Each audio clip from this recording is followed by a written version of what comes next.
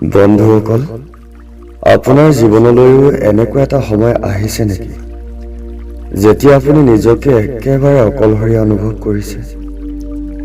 এনে লাগে যেন আপুনি যিমান চেষ্টা কৰিলেও চাৰিওফালে কেৱল নিৰাশা, হাৰ নামি অহাৰ ভয় আৰু অশান্তি। আপুনি যাক আপোন বুলি ভাবিছিল তেওঁলোকে আজি আপোনাৰ কাষৰ পৰা আঁতৰি গৈছে। যদি আপোনাৰ জীৱনতো এনে এক ধুমুহা চলিছে, তেন্তে ৰৈ যাওক, কাৰণ আজিৰ পৰা ৫,০০০ বছৰৰ আগতে কুৰুক্ষেত্ৰৰ যুদ্ধক্ষেত্ৰত যেতিয়া মহাবীৰ অৰ্জুন একেদৰে হতাশ হৈ পৰিছিল, হাতৰ পৰা গাণ্ডীৱ ধনু খহি পৰিছিল, তেতিয়া স্বয়ং ভগৱান শ্ৰীকৃষ্ণই তেওঁক জীৱনৰ আটাইতকৈ ডাঙৰ মটিভেশ্যন দিছিল, যাক আমি শ্ৰীমদ্ভাগৱত গীতা বুলি জানো।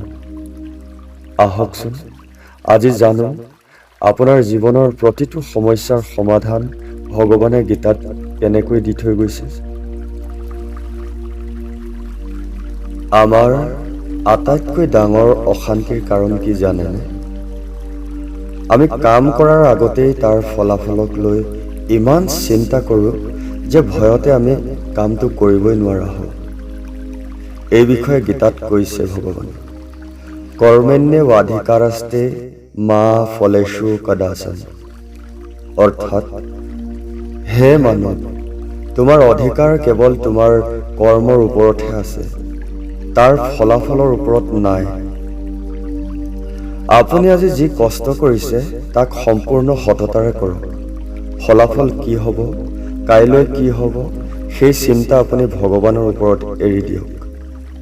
মনত ৰাখিব, ধৰিত্ৰীৰ কোনো নিয়মে এজন সঁচা কষ্ট কৰা মানুহক কেতিয়াও অন্যায় নকৰে। আপোনাৰ কষ্টৰ প্ৰতিটো টোপাল তেজৰ হিচাপ ওপৰৱালাই ৰাখিছে।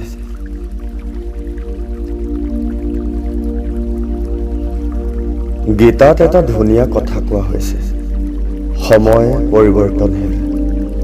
আজি আপোনাৰ যিটো হেৰাই গৈছে, কালি চাগে আপুনি তাক ক'ৰবাৰ পৰা পাইছিল।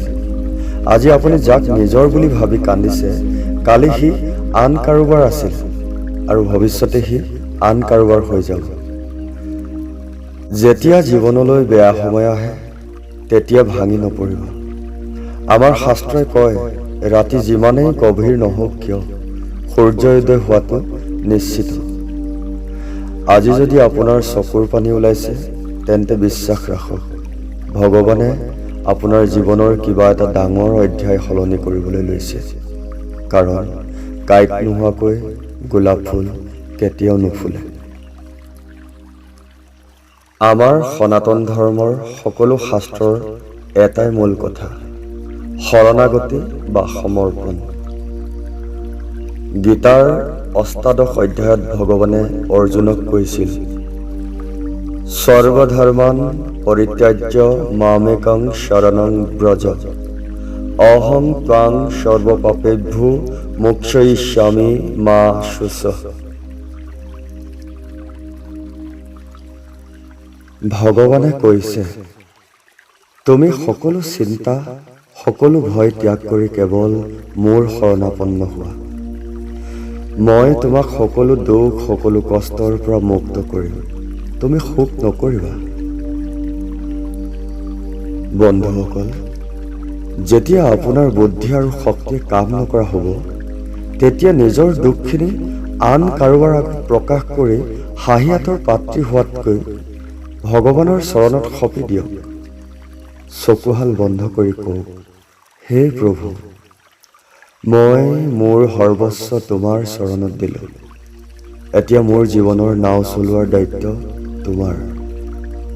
চাবচোন, মনৰ ভিতৰৰ পৰা এক আচৰিত ধৰণৰ সাহস বিচাৰি পাব। মনত ৰাখিব, আপুনি দুৰ্বল হ'ব পাৰে, কিন্তু আপোনাৰ ভিতৰত থকা সেই পৰমাত্মাৰ অংশ কেতিয়াও দুৰ্বল হ'ব নোৱাৰে। আপুনি অকলশৰীয়া নহয়, ভগৱান সদায় আপোনাৰ লগতেই আছে।